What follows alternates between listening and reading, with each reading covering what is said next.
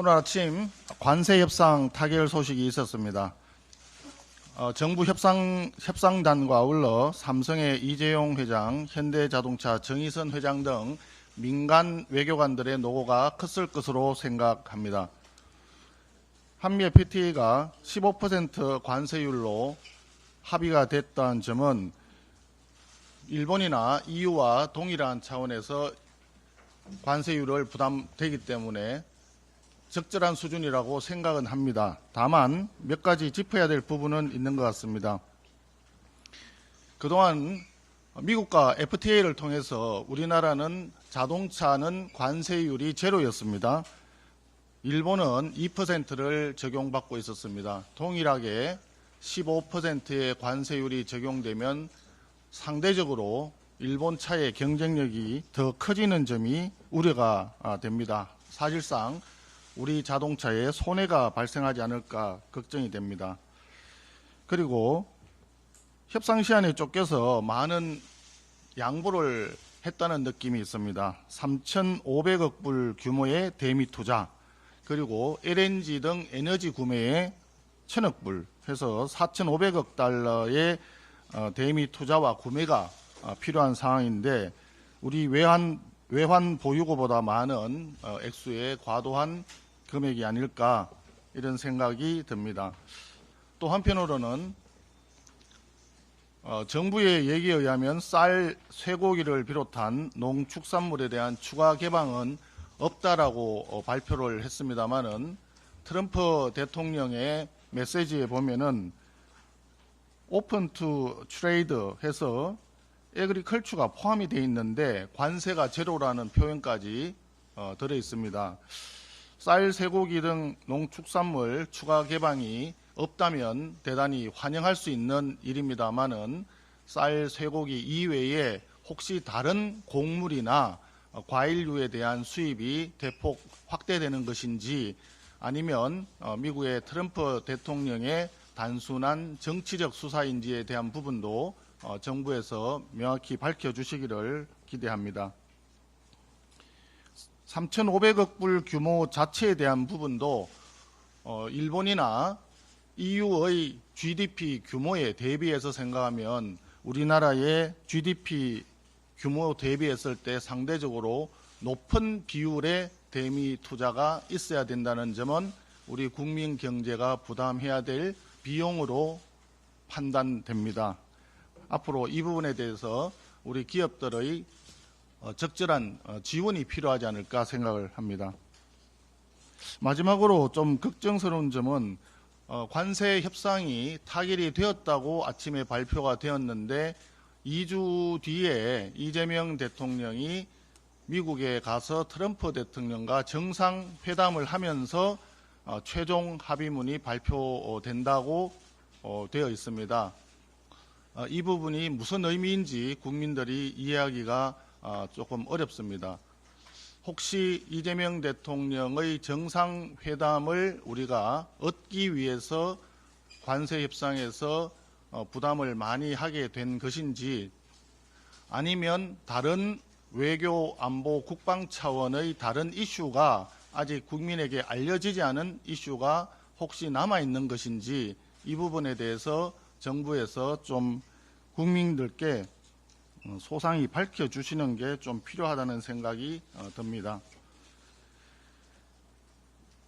이재명 대통령은 대선 과정에서 지속해서 경제성장 그리고 친기업 정책을 강조해 왔습니다.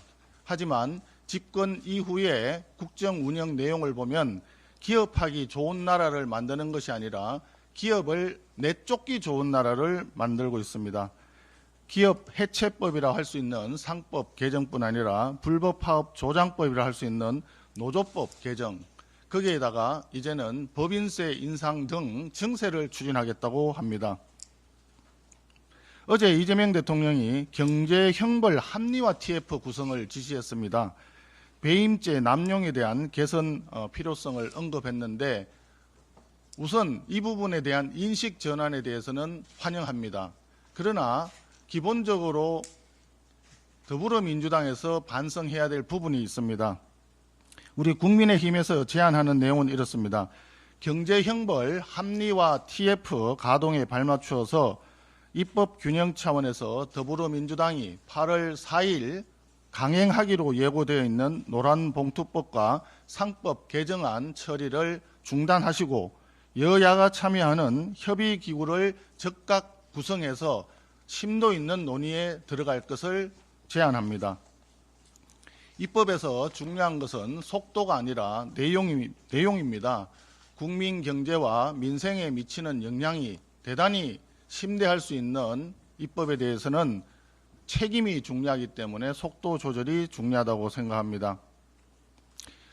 강행했을 때 나타날 수 있는 그 부작용과 피해는 우리 국민 경제와 국민에게 돌아갈 수밖에 없습니다. 일단 입법을 통과시켜 놓고 부작용이 생기면 그때 다시 보자라고 하는 것은 집권 여당으로서 또 정부가 취해야 할 태도가 아닙니다. 매우 무책임하다고 보여줄 수밖에 없습니다. 경제형벌 합리화 TF 가동에 맞추어서 여야가 협의기구를 만들어서 국민이 수용할 수 있는 대안을 함께 만드는 것이 중요합니다. 더불어민주당의 전향적인 결단을 촉구합니다. 어제 더불어민주당에서 3대 특검 수사를 지원하는 특위를 발족시켰습니다. 집권 여당이 대놓고 지도부 차원에서 특검 수사를 관리하고 또 감시하고 지원하겠다는 내용인 듯 합니다. 본인들이 원하는 특검 수사 결과가 나올 때까지 노골적으로 특검 수사에 관여하겠다는 선언인가 의구심이 듭니다. 특검 도입의 목적이 진상규명이 아니라 정치보복 또는 야당 탄압, 경우에 따라서는 야당 말살까지 획책하고 있는 것 아닌가 하는 국민적 의구심이 있습니다. 과거에 검찰력을 동원한 사정정국이라는 말이 유행한 적이 있었습니다. 지금은 집권 여당의 별동대라고 할 만한 특검을 통한 공포정국 조성이라고 할 수도 있을 것입니다. 매주 금요일이면 야당 의원들에 대한 압수수색이 이어져 왔습니다. 내일 또 누구를 향한 압수수색이 이루어질까, 이런 공포심을 조장하는 정국, 이것은 집권 여당으로서 취할 바가 아니라고 생각을 합니다. 더불어민주당 전당대회에서도 국민의힘 해산이라든지 야당 의원 제명 같은 야당 괴멸 경쟁으로 가득 차 있습니다. 국민 경제는 아랑곳없고 민생 돌보기에는 관심이 없는 집권 여당, 있을 수 없는 일입니다. 집권 여당은 국정에 무한 책임이 있습니다. 특검 대응 TF가 아니라 우선 관세 협상 지원 특위부터 만들었어야 합니다. 부동산 대응 TF 또는 물가 대응 TF부터 발족시켰어야 마땅합니다. 권력은 유한합니다. 권력이 넘칠 때 보복에 힘쓰지 말고 민생과 국익을 열심히 챙겨주기를 다시 한번 강력히 촉구합니다.